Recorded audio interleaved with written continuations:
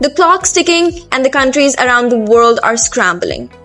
As of August 1st, 2025, Donald Trump's new tariffs go live. Some nations have already made deals while others haven't, and for those who didn't, the cost could be massive.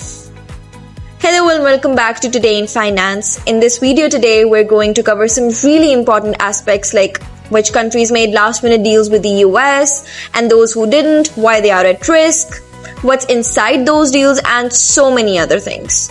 So without wasting any time, let's get straight into the video. Trump's new tariffs announced earlier this month sets a 25% tariff on all goods entering the US from countries without a specific trade agreement. This was a part of his second-term economic agenda focused on reshaping global trade rules in America's favor. Countries had until August 1st, 2025 to make a deal. Trump offered a reduced tariff, typically from 10 to 20%, to those countries who were willing to invest in the US, buy American products, and offer a better trade access to US exports. So what about the countries who didn't strike a deal? Well, they're hit with a full 25% tariff or even higher on some specific goods. Now let's look at the countries who signed up the deal and who didn't. The European Union secured a deal to lower the export tariff to 15%. In return, they agreed to buy more American gas and tech and reduce restrictions on US goods entering Europe.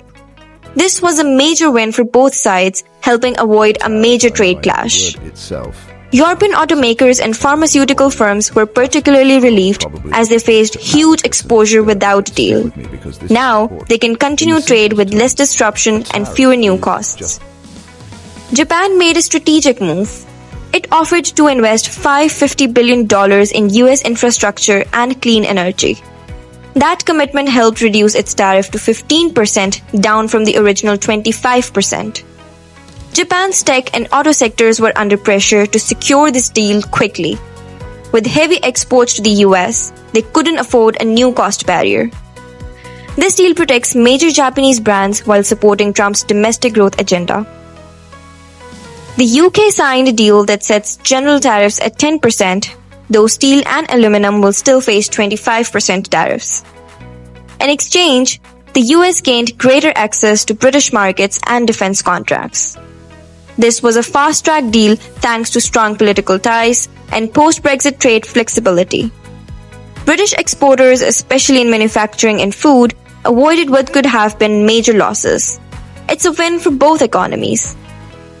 South Korea struck a 15% tariff deal and agreed to major investments and trade access.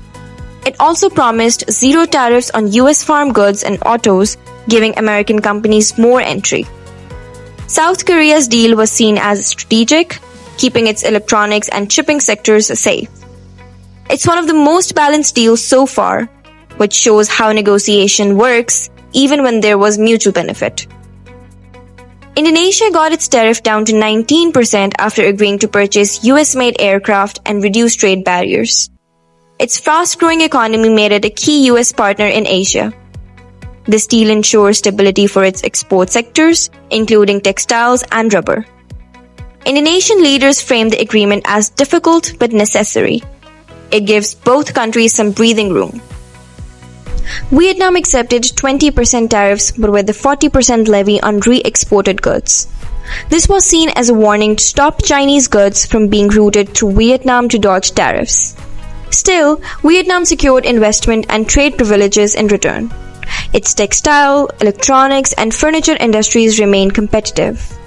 The ERA transshipment tax could be painful, but the deal was worth it to avoid worse outcomes. The Philippines agreed to 19% tariffs and allowed full duty-free access to US exports. It also made a military cooperation deal which sweetened the trade terms. This was viewed as a broader US pivot in the Indo-Pacific. The agreement gives Philippine exporters room to grow, especially in agriculture. In return, the US strengthens its strategic presence in the region. Now let's quickly take a look at the countries who didn't sign up for a deal, why, what are the consequences, and everything in detail. India is one of the largest economies without a finalized deal. Trump announced a 25% tariff on Indian goods starting August 1st, along with extra penalties for India's ongoing oil and defense purchases from Russia. India has been in trade talks but refused to compromise on key sectors like agriculture and pharmaceuticals. Officials say India won't bow to pressure that affects its sovereignty and domestic industries. However, exporters are worried. Textiles, medicines, and machinery will now be hit hard in the US market. With no deal in place, India faces major economic and diplomatic pressure. China hasn't signed a new agreement either. Trump announced a 30% tariff on Chinese goods starting August 12, following a long pause in direct trade talks. Earlier in the year, tariffs between the two sides had climbed as high as 145%. This ongoing tension reflects deeper competition between the US and China, not just trade disagreements. China has signaled it may retaliate, but no official steps have been confirmed. Even America's closest neighbors haven't secured a new deal. While Mexico still operates under USMCA rules, new tariffs could apply to goods outside that scope. Canada faces tariffs up to 35% on certain items unless a deal is reached. Negotiations are ongoing but slowed by disagreement over oil, timber, and auto parts. Without updated terms, both countries risk being caught off guard once the tariffs go active. Last but not the least, Pakistan signed an energy development deal with the US but hasn't finalized a tariff agreement yet.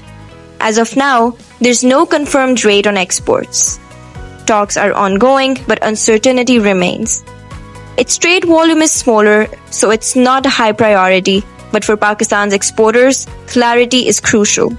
They're still hoping for a last-minute fix. Trump's new tariff plan has reshaped global trade negotiations in just weeks. Countries who signed up for the deal got lower tariffs, and this way they protected their industries, while those who haven't will have to face steep penalties, market losses, as well as rising uncertainty. As of now, countries like India, China, Canada, as well as Mexico are still under pressure. Either finalize the terms or brace for the impact.